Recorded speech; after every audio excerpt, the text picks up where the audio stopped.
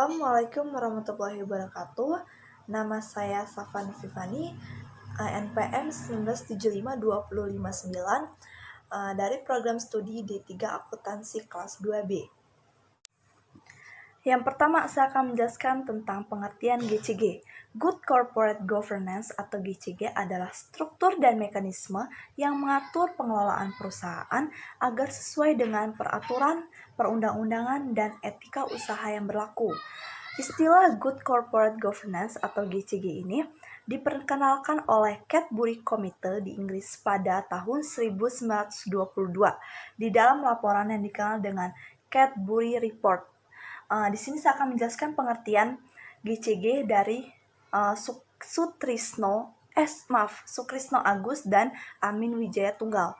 Jadi menurut Sukrisno Agus, GCG ini adalah tata kelola yang baik sebagai sistem yang mengatur hubungan antara peran dewan komisaris, peran direksi, pemegang saham, dan pemangku kepentingan lainnya.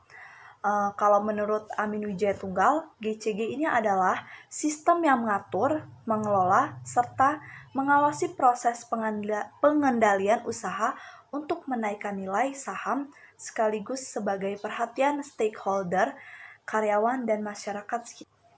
Yang kedua ada tujuan GCG atau Good Corporate Governance.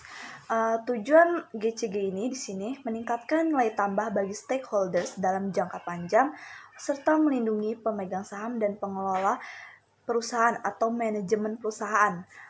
Jadi di sini saya akan menjelaskan tentang tujuan GCG menurut keputusan Menteri BUMN. Itu ada 6, yaitu yang pertama, memaksimalkan BUMN dengan cara meningkatkan prinsip GCG. Lalu yang kedua ada mendorong pengelola BUMN secara profesional, terbuka, dan efisien. Yang ketiga ada mendorong agar organ perusahaan dalam membuat keputusan sesuai dengan aturan yang berlaku.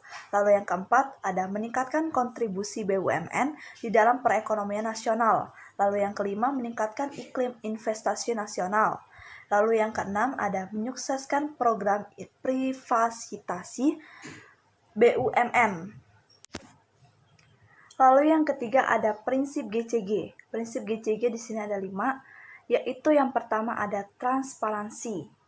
Yaitu transparansi adalah keterbukaan informasi yang cukup, akurat, dan tepat waktu kepada para pemangku kepentingan atau stakeholders. Lalu yang kedua ada akuntabilitas. Akuntabilitas adalah kejelasan fungsi, pelaksanaan, dan pertanggungjawaban perusahaan sehingga pengelola terlaksana dengan efektif.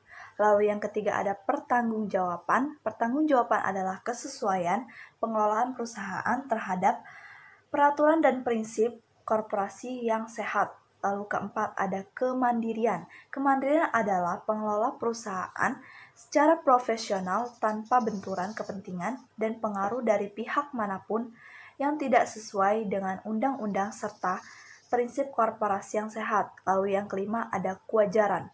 Kewajaran adalah keadilan dan kesetaraan dalam memenuhi hak pemangku kepentingan atau stakeholders yang timbul berdasarkan perjanjian dan peraturan undang-undang. Lalu yang keempat ada manfaat GCG.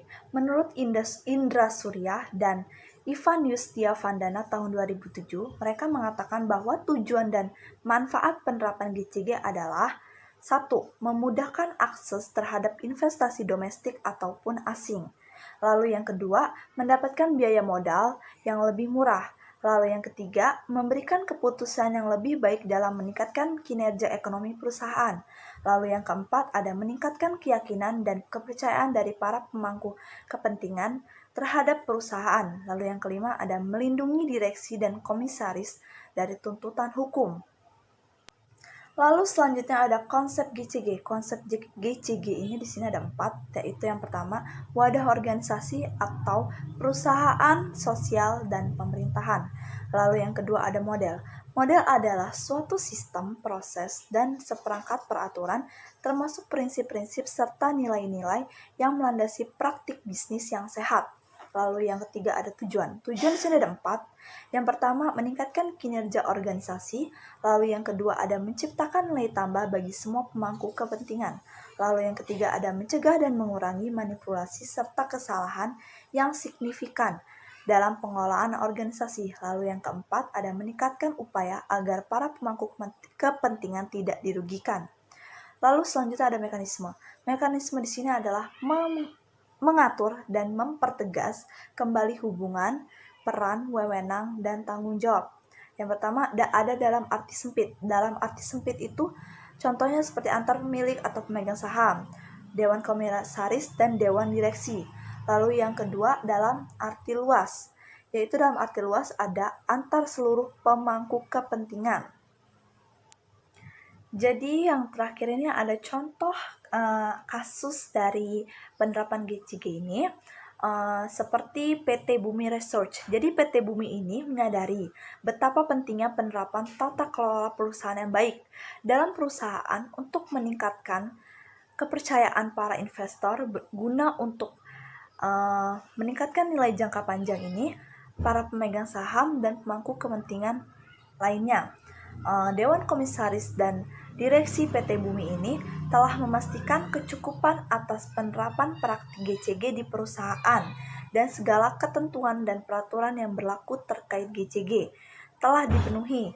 PT Bumi ini mematuhi peraturan dan ketentuan yang berlaku di Indonesia bagi perusahaan terbuka dalam pembuatan dan penerapan GCG serta mengakui pentingnya memenuhi standar tata kelola perusahaan internasional untuk kepentingan pemegang saham maupun investor internasional. Berikut ini saya akan menjelaskan standar dan peraturan GCG yang diikuti oleh PT Bumi Research. Jadi yang pertama itu ada POJK nomor 21, POJK 4 tahun 2015, tanggal 17 November 2015, mengenai penerapan pedoman tata kelola perusahaan terbuka. Lalu yang kedua ada Surat Edaran Otoritas Jasa Keuangan nomor 32 SEOJK 4 2015 tanggal 16 November 2015 tentang pedoman tata kelola perusahaan terbuka. Lalu yang ketiga ada Praktik Terbaik Indonesia, Pedoman Good Corporate Governance, disusun oleh Komite Nasional Corporate Governance. Lalu yang keempat ada ASEAN Corporate Governance Scorecard. Lalu yang kelima ada OECD atau Organization for Economic Cooperation and Development, Principles of Corporate Governance.